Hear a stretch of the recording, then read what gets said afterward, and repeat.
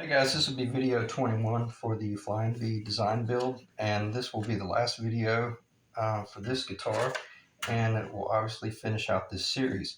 I'm going to hit two birds with one stone here, and I'm going to go through several things that are technical. So if you're checking out this video because you're looking at the ad where I have it listed, just bear with me for about 5 minutes, maybe 10 minutes, while I talk about some of the technical transition from video 19 up to this point, and then why I've got this template on the table. So, and what I'll do at the end of this video, or the latter half of this video, I'll go through all of the specs from a broad strokes point of view, and then I'll also offer kind of some suggestions as well as things that I can do to either strip the guitar down to a husk and send it to you that way, or finish it out for you per your own request.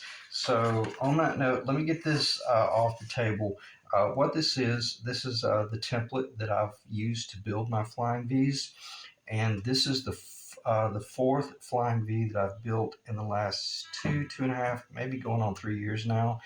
But this is actually like the seventh Flying V that I've built, if you really consider the ones over the past 10 or 12 years or so.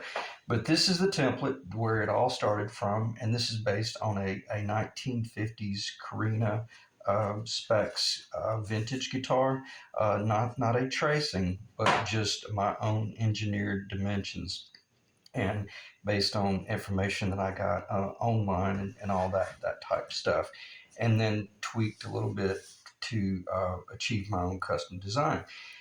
So the reason I have this template on the table is so that I can show the guys that have been watching the video series, now that you, or before you got to this point, and especially before you put the neck in, if you felt really good about it, that would have been the time to have made your template, because you could use this guitar as your actual routing template. In other words, you could use this as the template in order to route this template. So I know you guys know what I'm talking about. And that's the reason this template had not been glued together just yet, is because I was still perfecting this design, and it was very much a work in progress. And the last three, I sold them because they were headstock heavy. I was able to overcome that with this guitar. It's right at the threshold just because of the design, but it's not headstock heavy at all. So I got my template glued together. I'm all excited, and everything's in order. And now I'm able to take this guitar, because I'm going to strip it one more time, and I'm going to be able to refine this width here, make certain that I'm happy with this radius here, and all of that jazz. And then what I'll do is, on this template, this side, I'll route out the control cavity by which you could put this on the back of the guitar, and then just take a router and route out your control cavity, and save us all an enormous amount of time from having to do all of that layout and Forstner bit work, and et cetera, et cetera, et cetera. So that this will become my template for that future work. And then on this side, now just act as though you're flipping it over and you're looking at it from the top. Now I will locate my potentiometer locations and drill these locations, the three-way selector location, and even the bridge and neck pickup location.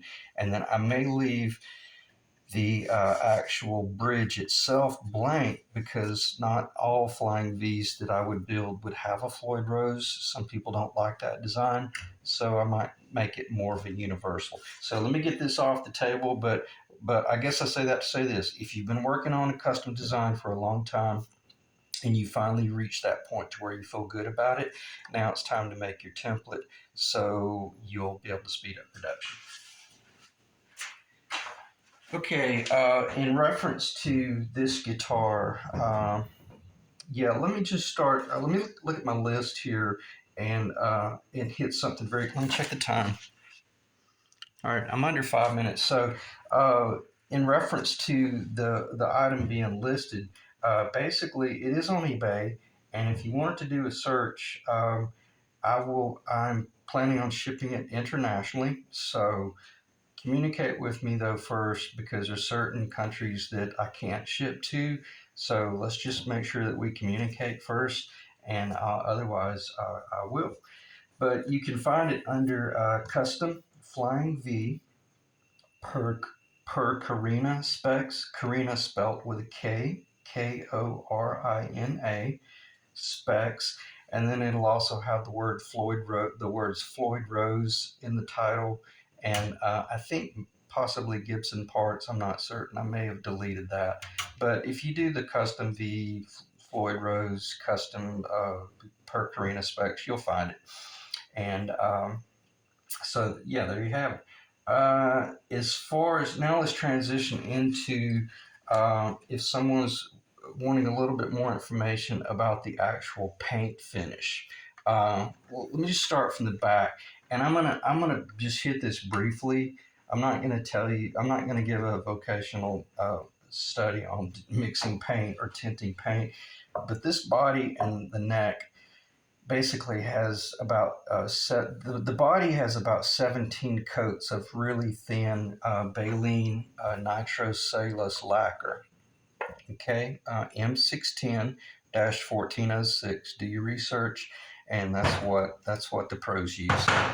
You can tint it with the black, you can tint it with the red, you can tint it with anything you want. But the difference between the guys who really know what they're doing and don't know is if you put too much of the tint, you'll start having a molecular uh, problem where the tints start screwing up the drying, and I know how to do that and it dry properly. So it's a pro finish, very very thin coats. Right now I've got it sanded with I think roughly about an 800 to 1,000 grit wet sanded, and it's a matte finish.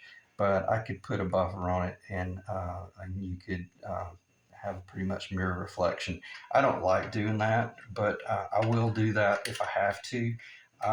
But there maybe we need to talk. We need to talk a little bit about upcharges if you're wanting it to look like a brand new car, because that might require another 8 to 10 hours worth of work. So as of right now, it'll be pretty.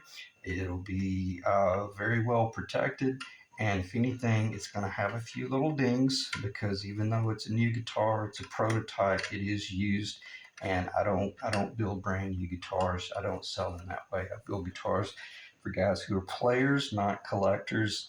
And if you're a collector, that's fine. If you want to stick it in a case, that's cool.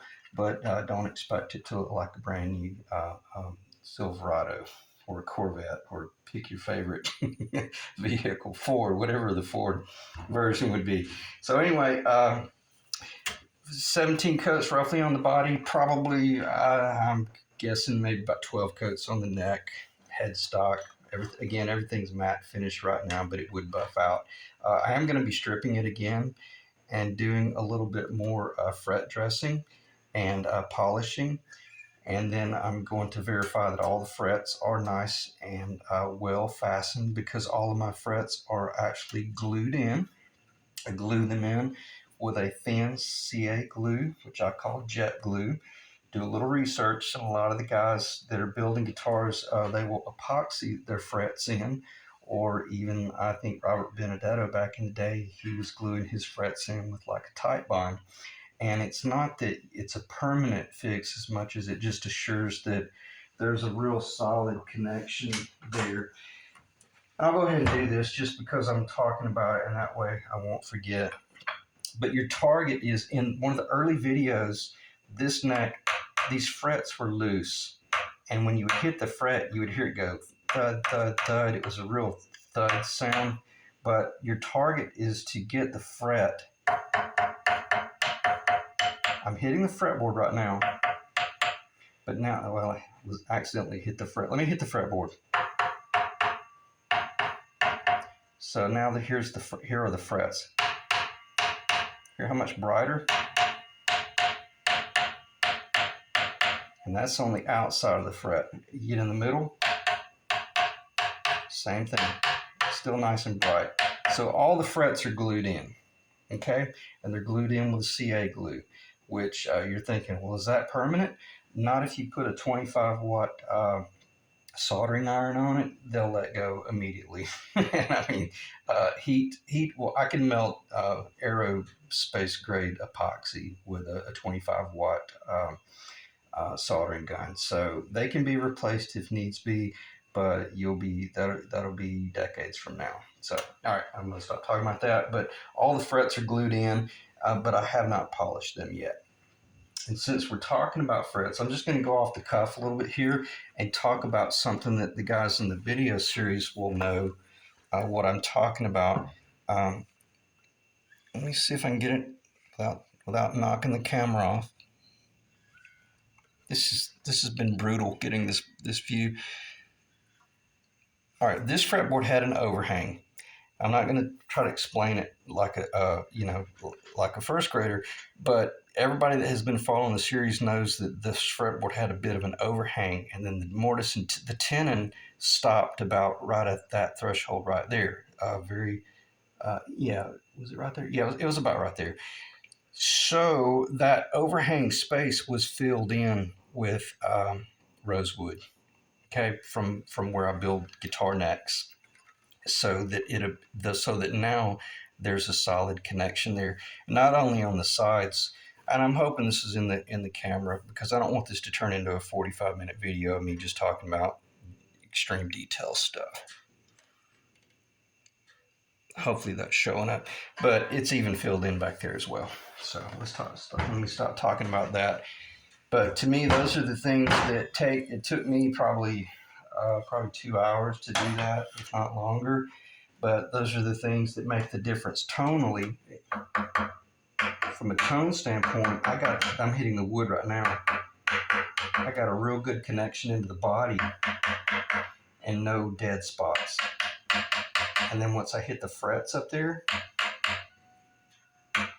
I got a solid connection. So that's the difference between a custom built guitar and just, an inexpensive guitar. Let me get the paint out of the way off the shelf. Check the time. 12 minutes. Feels like it's longer, but it's not. So let me check some of this stuff off. I checked off the listing issues, the paint. Okay, from video 19 to video 20, there was I think roughly a 10-day gap. And I'm going to spend about 5 seconds with this.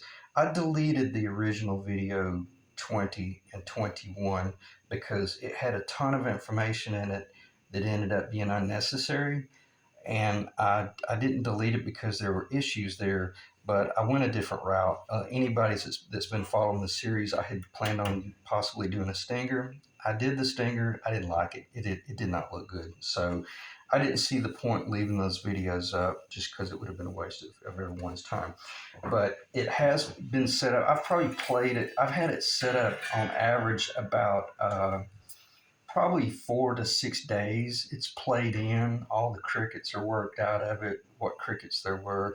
There was some highness in the 9th fret location, and then I think in the 3rd fret location down here. Minimal, typical stuff. Got all that worked out. But again, I still haven't polished the frets. So, excuse me. So anyway, over that course of a week to 10 days, I set the guitar up, played it before I had done any of the paint work, and I had the heel roughly shaped. I just want to make certain that maybe that heel, if it needed more, I was willing to take some more. What I'm talking about here, this line right here, if after I really started playing this thing and I felt like, it just still feels fat and chunky or massive, then I was prepared to take this heel off another 1/16 of an inch if I had to, because I got a nice, beautiful flat. It's not flat. There are no flats right here at all.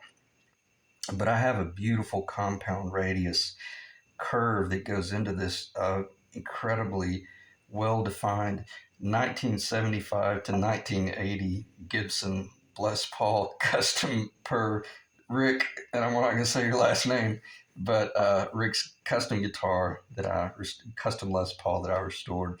That's his profile. So Rick, I owe you a royalty. So anyway, what I'm saying, if it felt chunky, I could have taken off another eighth of an inch if I wanted to, and if it needed it, and it still would have looked fine. But it didn't need it. It felt great, played great. So and that's before I painted it, and that's why I'm saying there was kind of a delay. But I realized, man, she's good. She's ready to be painted, and she's ready for rock and roll. So after that, did all the painting and the painting and the sanding and the painting and the sanding and the painting and the sanding, and it just went on for days and days and days, and it was to the point where I just wanted to get some Krylon and spray it primer gray. But I suffered through it, and it was worth it because it's pretty much finished. And again, if the owner wants it buffed out, it'll have sufficient coats on there that either you guys can buff it out to a showroom finish, or you can leave it for the basement and bars. All right. What else might I need to cover from that video? I don't think anything else. Let me think. Let me just kind of read this note for myself very quickly. Played in. You plan to strip it and polish the frets. Verify all are nice and tight. What I meant by tight, that none of them have any buzzing. That I would need to do a little additional CA glue. And the way you do that CA glue, I'll show it sometime in a future video because I'm about to do several other series very quickly. And what you do, you wax the fretboard. You wax the wood, but not so much so that you push wax up under the under the crown. And then by having that wax just kind of wiped across the surface, when you pour that CA glue, gravity plays its course and it fills in all the voids, and then you immediately wipe the wax off of the fretboard. And you could use saddle soap, for like for leather conditioning. So that's what I meant by waxing it and putting glue in the fret. Because if you just went onto a dry fretboard and started trying to do that, it's going to be a nightmare. And also, this is a one-shot deal. That's really not something you would want to do to a guitar that has had a lot of oil put on it, because that oil has already soaked down into those fret slots. This needs to be done on a brand new neck that the wood is dry. I discussed the fretboard overhang and that work, and it's played in and nice and tight. I discussed all that. I'm going to talk about the Floyd Rose just long enough to talk about it, and then we'll get it off the table, or get it out of mind, but it'll stay in sight. This is not a true blue Floyd Rose. This is a licensed under Floyd Rose. Sounds great, plays great. Everything about it's really nice. I'm not going to screw up the camera just by hitting the strings. But these, you have them on the table. All right, even though it's an affordable version of the Floyd Rose, I replaced the anchors and the bridge studs. These are inferior. I put some really nice Shaler designed, not Shaler. They're made by Mighty Mite, but I think they're made in Japan. And the anchors themselves are metallic. Let me do this very quickly. This is pretty important from a tonal standpoint. You see, this is a magnet. See how that's magnetic? Okay, so we know that's magnet. That magnet will not stick to this anchor because this anchor is pot metal, very, very discount metal. I'll be generous and call it discount metal.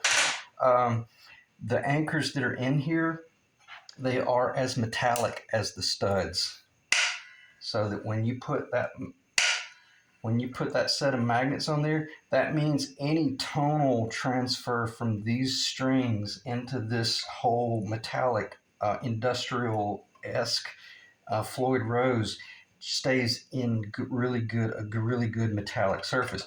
But the problem with this little bridge is even when I tighten this up fairly tight, I've still got a lot of movement in the arm. So it's good enough for building the guitar, getting the guitar set up, and playing the guitar, and even doing a little bit of dive bombing and playing around this, that, and the other.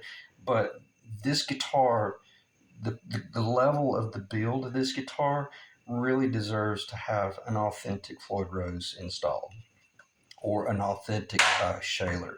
It really needs to. It just does, and there's no sense in talking about it because we all know what's the difference between a $50 Floyd Rose and a $225 Floyd Rose. A hell of a lot more than $200. You know, it's pretty much everything. So, from a functional standpoint, this is a great little discount item, and it'll work. It has fine tuners, but the machining of the threads on the fine tuners, they are coarse. So if you want to, let's just call them coarse tuners, coarse fine tuner. They're not the threads aren't even fine. So when you do want to make a micro adjustment, the threads are so coarse that it's like trying to hit a baseball with a I don't know I don't well that's probably a poor analogy with a what do they call that thing? Tennis racket. So yeah, there that'll work. Anyway, it needs a quality Floyd Rose. And on that note, whomever wins the guitar, if you want to provide a Floyd Rose, uh, or if you want us to add one at the end, I'll install it for free. I'll set it up for free. That's no charge. If you got a nice, a really choice prize, you know what, like what they call it, the original OEM or something, OFR, like the 84. Man, send it to me, man. I'll put it on there. We'll use these Shaler anchors and studs. I'm not going to take these out and put a thread um, what they call them, lag bolts. That's a lot of money from a luthier standpoint. If you want that done, you'll need to have that done by someone else. But if you're cool with me using my Shaler Mighty Might setup, we'll put your OFR on there, and I'll set it up for you, and it'll be a screaming little guitar. So I'm gonna stop talking about that. Other than I didn't want to throw it under the bus and bash it to shreds because it served its purpose and it helped me design the guitar. And in the auction, it's included with the guitar. It's kind of like you could almost say it's free. If you don't want it, am I going to give you a discount? No, of course not, because it's a $30 item, it's a $40 item. But if you do want it, you can have it. If I want another one, I can get another one for 25 bucks and use them for design and layout. So, but if you do want me to do a little bit additional work to this one, like I could, most guys know this that are been around the machine world. I can do a sleeve, and I'm just going to stop talking about that. But there are little things that I can do to make this a little bit tighter. That's insanely loose, but I could put a sleeve in there, and it's basically just a piece of bronze, brass, or aluminum pipe that's very thin walled, and I cut it, I slide it down there, and it just takes up some of the slack. I can do a sleeve if you want to keep this one and save a little bit of money, and then get your really nice Floyd Rose, next year for Christmas or something. So I'll work with you guys on that. And the only thing else I would want to talk about in reference to the Floyd Rose setup is this has the affordable locking nut on it, and this is an R2. This needs to be an R3. Now the string spacing is the same, but the R3 is just a little bit wider on the outside body. Right now, it has the R2 on it, and the base on this is that same pot metal. It's not very strong. It's strong enough to work, but let's prepare to and I'll tell you what, probably what I'll do, I'll go ahead and order that one, but it would be like the Mighty Might version. It would be made in Japan. and it'll be a better bass. But if you want to do a true original Floyd Rose made in Germany, then if you provide that, I'll put it on for free. I'm not going to drill a hole through the neck. Okay, I'm not going to drill 2 holes through the backside neck. I'm not going to be a smartass, but that's unnecessary, and it greatly weakens the neck, and it has uh, um, a lot of bearing on the tone. So if you want to do that later in the future, you can do that. But I'm not going to do that. I've never done that on any of my guitars. I've got these machined with the screws, and they're superior as far as I'm concerned. Or at a minimum, they're plenty strong enough to hold that baby in place, even under the most extreme Floyd work, and not affect the tone. So, all right, I think let me check the time.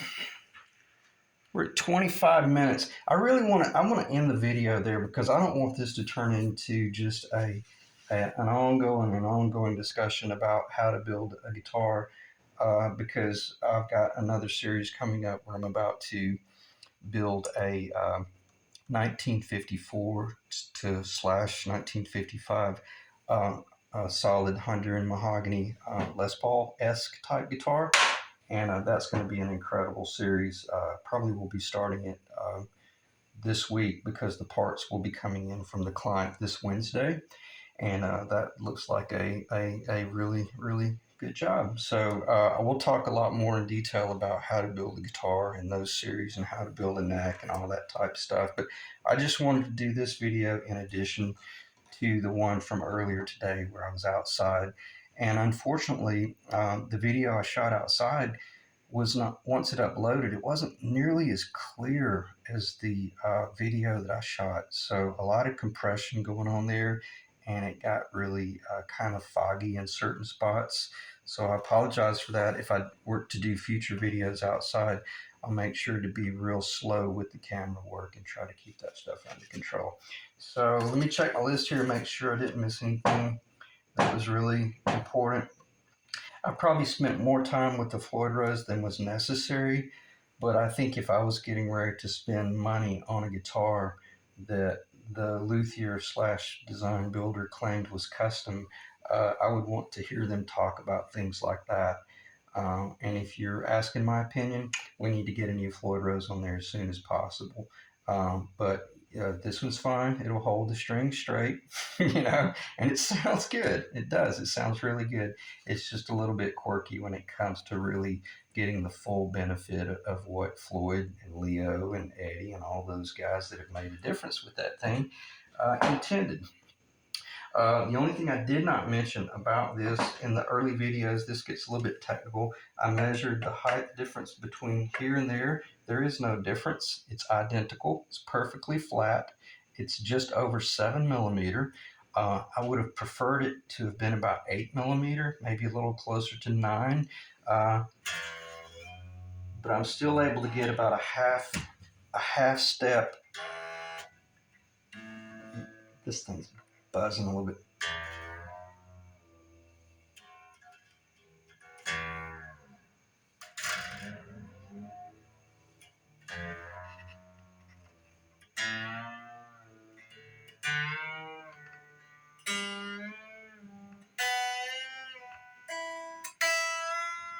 I know that's not very musical, but it gives you an idea that is a floating Floyd Rose, and meaning it's truly floating.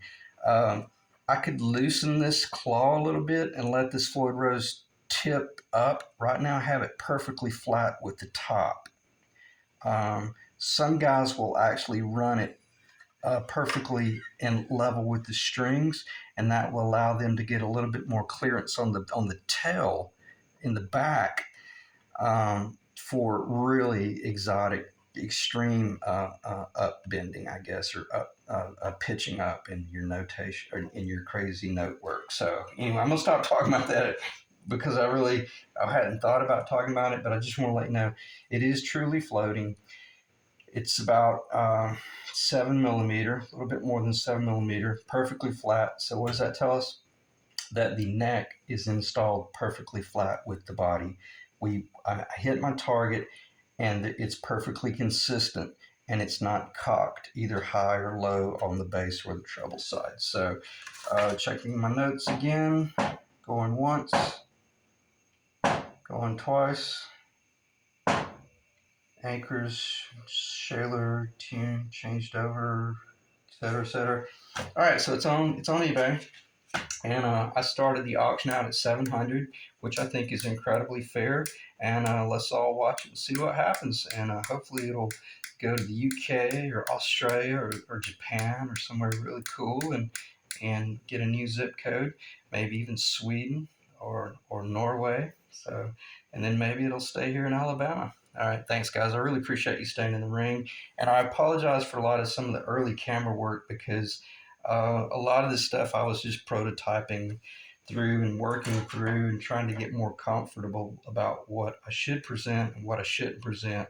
But I've always tried to remind myself and everyone watching the video that there's one person out there that has never seen how Floyd Rose works. And I want to make certain that if anything, that I help that one person understand something like that. To me, that's the meaning of success, when you can pull something like that off. So again, I won't start talking about um, anything else, but if you have any questions or concerns, I'll be happy to spend a little bit more time talking about, pickup rings and cream versus black versus this, that, and the other, and even electronics layout and design. But otherwise, I think that'll be the end of the series, and I'll end it right there. Thanks.